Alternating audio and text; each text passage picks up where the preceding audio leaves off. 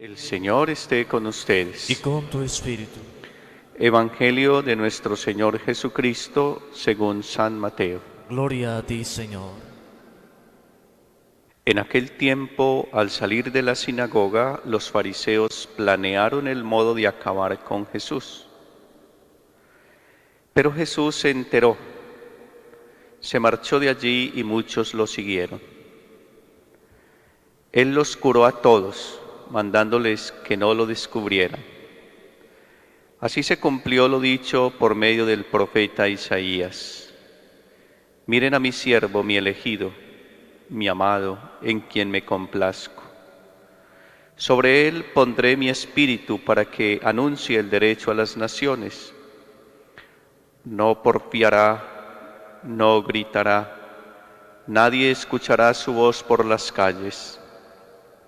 La caña cascada no la quebrará, la mecha vacilante no la apagará, hasta llevar el derecho a la victoria. En su nombre esperarán las naciones. Palabra del Señor. Gloria a ti, Señor Jesús. En la primera lectura, hoy, el próximo lunes y el martes, vamos a leer 3 textos del profeta Miqueas. Miqueas es uno de los profetas menores y está también ubicado en el siglo VIII antes de Cristo, contemporáneo de Isaías, de Amós y Oseas. Este profeta es un hombre campesino, un hombre de campo, pero que Dios lo suscita bien para que anuncie su salvación, para que le recuerde a su pueblo y especialmente a los gobernantes el compromiso de la alianza. Fijémonos en un detalle al comenzar el texto que leímos hoy, del capítulo 2, versículos 1 al 5. Ay de los que traman el crimen y planean pérfidas acciones en sus camas.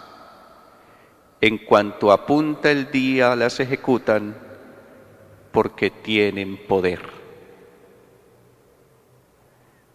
Es una denuncia entonces contra los poderosos del momento, que entre ellos también estaba la corte sacerdotal judía de esa época y desde luego los gobernantes, los reyes. Estos reyes lamentablemente cayeron en la idolatría y sobre todo la gran denuncia que hace el profeta Miqueas es la denuncia moral.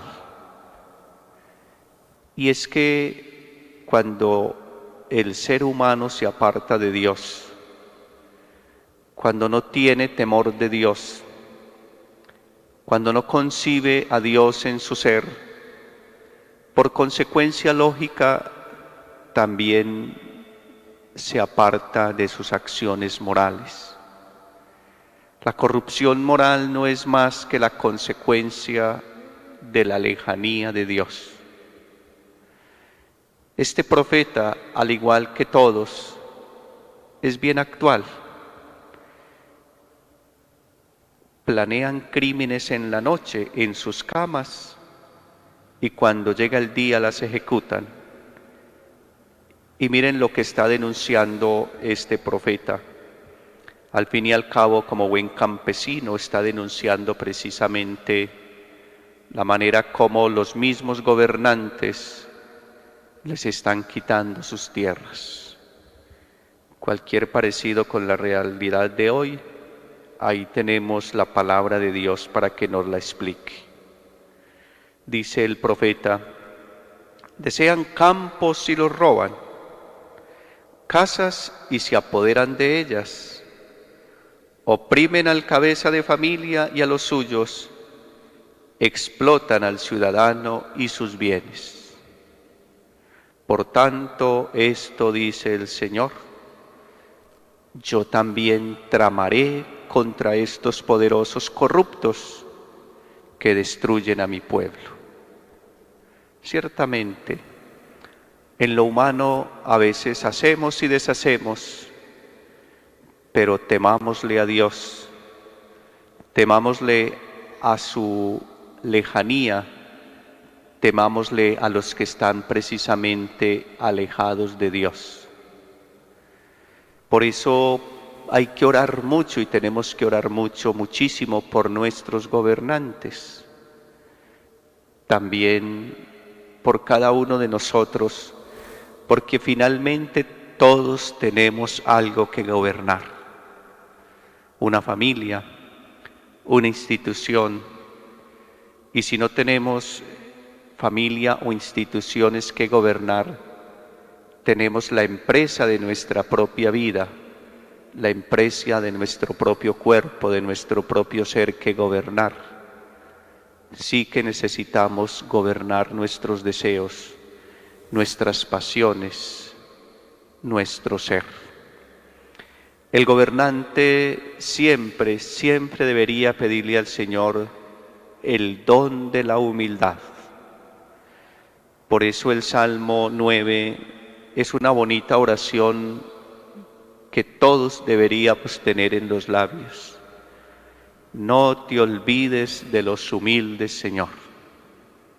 Que nos conceda humildad, humus, humilis, tierra, que nos conceda reconocernos que somos criaturas, que no tenemos un poder absoluto, que el único poderoso es el Señor. Y el Santo Evangelio va en la misma línea.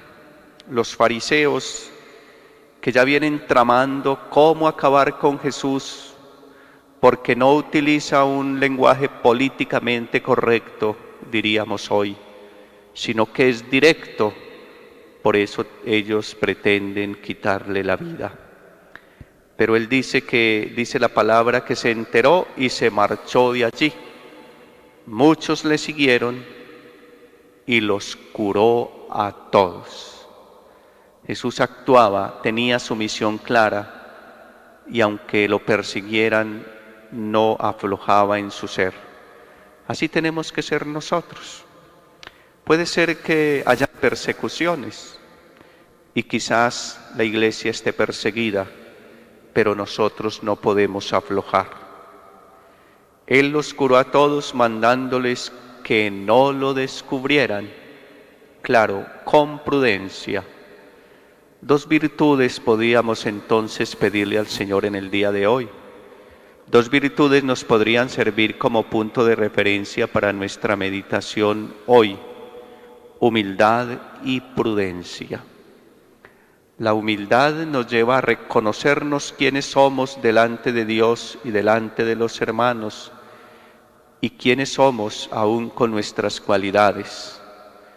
Pero la prudencia nos ayuda a ser muy cuidadosos y a ser también muy honestos y a vivir siempre de cara a Dios y con el deseo de servir a nuestros hermanos. Que cualquier acto de poder, por más sencillo que sea, lo hagamos con prudencia y con humildad.